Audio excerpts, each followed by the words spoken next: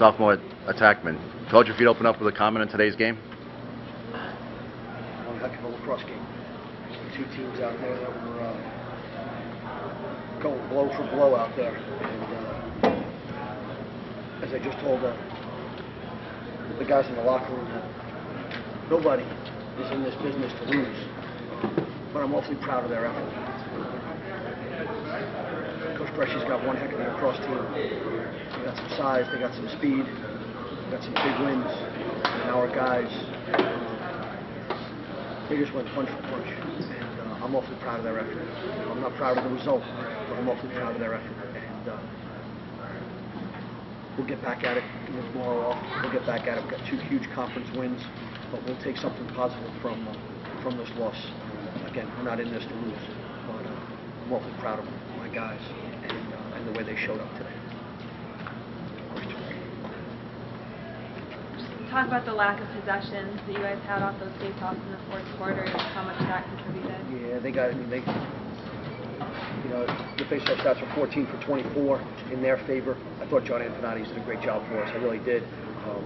Just down the stretch, they were 5 for 6 facing off in the fourth quarter, and at the end, you saw us throw the ball away. We were just trying to maybe get a quick goal. We were just running out of time, and again, sometimes those look sloppy, but it's not sloppy. It's just guys trying to make a play, because when you're down 2 or down 3, you only have one timeout. You might want to save it for the very bitter end. But the face-offs in the fourth quarter, that got to us a little bit. But we hit a few pipes. If we had a little bit more breathing room, but we didn't. And that goes to credit for Coach Bresci and the Carolina Tar Heels. Coach, talk about what your team did right for 3 quarters. They did an awful lot right. I'll tell you that. They did an awful lot right. They go down 2-0. They fight back. They go up 1 at the half. We're up 1 or 2, maybe at the end of 3, and they're up 1. I think at the end of 3. And we practiced every scenario this week in practice. Up 1 with 15 minutes to go, down 1 with 15 minutes to go, and so we were prepared mentally for what was going to take place. We were just running out of steam. It was probably the first heat game that we played, and again, all these things come out as excuses, but those guys played an awful lot of lacrosse, especially with those possessions that we just talked about.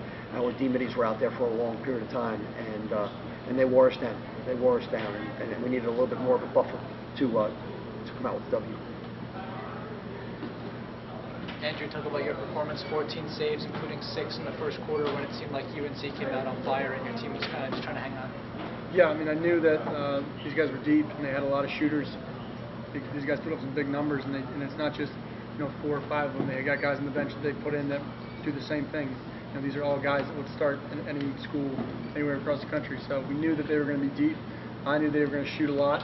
I think they put up like 41 shots. So I came into this one after having not so good of a run the past 3 games in the goal, and I really felt that I need to get back to doing what I do, which is relaxing and just letting my reactions and instincts kick in.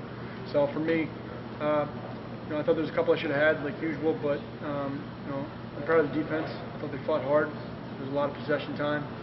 We did well, for most of the game, but I think they had a little more gas than we did, and they were a little bit deeper than we are. So they came back to bite us, but. I'm proud of the guys. We really fought hard today, and it stinks that we didn't come out with a win. But going into such a big game against UMass next week, the momentum that we have right now, even though we lost, is going to help us out a lot. Lance, can you talk about what you saw from the offense today? It seemed like the attack line and your first midfield line were really clicking well. The chemistry looked good up there. Yeah, we were just moving the ball well. A lot of our goals today were assisted goals. So we don't have that too much, and this game we really proved that we could throw the ball around. And I mean, we had a couple looks on the backside. I know I was open a couple times on the backside. I just thank my teammates for giving me the ball. Coach, talk about the second midfield line. It seemed to kind of struggle today, and how that might have affected your first line like in the fourth quarter. Yeah, I mean, certainly. Listen, we've been juggling our second midfield all year long, just trying to find the right chemistry and the right matchup, and we may have to go back to the drawing board again. I mean, that's just the way it is. Until we can find out our second midfield to give us something and not turn the ball over, then that's what we need to do. I mean, when you talk about every team in the country, everybody talks about their first midfield. No one's got this dynamic second midfield line, and with the TV games, there wasn't many TV timeouts, but we tried to use our timeouts efficiently to try to rest our first midfield and get them back on the floor, even at one time to rest our D middies, who, that's a situation where, we might not be as deep either. There's not many teams that are. So we got to continue to develop more guys for that second midfield and even into the third as the weather's starting to turn. Coach, what did you see from the defensive midfield in the clearing game through 3 quarters? They were perfect. Yeah, I mean, listen, when you're talking about Steven Romano, John Reicheter, and Ryan Riley, you're talking about 3 freshmen. They just played on national TV against the Carolina Tar Heels, and they had unbelievable goals. I'm proud of them. I can't wait to watch them, see them grow up right in front of my eyes, and they're going to have wonderful careers. I wouldn't trade any one of my guys for anybody. But those guys, they did a great job after a couple of games where some of our clearing has been a little bit suspect. To come back and to be 16 or 17 today. The one failed clear, was in the fourth quarter, and again we were pushing a little bit, and we started to run out of gas, and it came back and haunted us a little bit.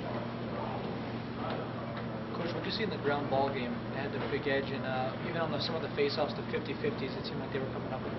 Yeah, this is the same question earlier, a little different, but there is a huge difference in the ground balls. Now certainly there's only a 4 face-off difference, so there's 4 of them right away. But there were also, maybe after we won a couple of face-offs, I think John ended up kicking the ball once, and listen, the ball bounces certain ways, certain days, and it's not luck. It's energy and it's effort that makes you have a good day or makes you lucky. It's the residue of hard work, and today that ball bounced their direction a little bit, and again they got some speed and they got some length.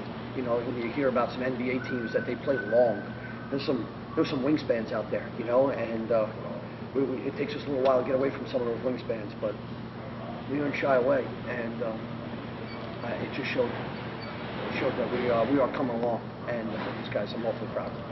I can't emphasize it more.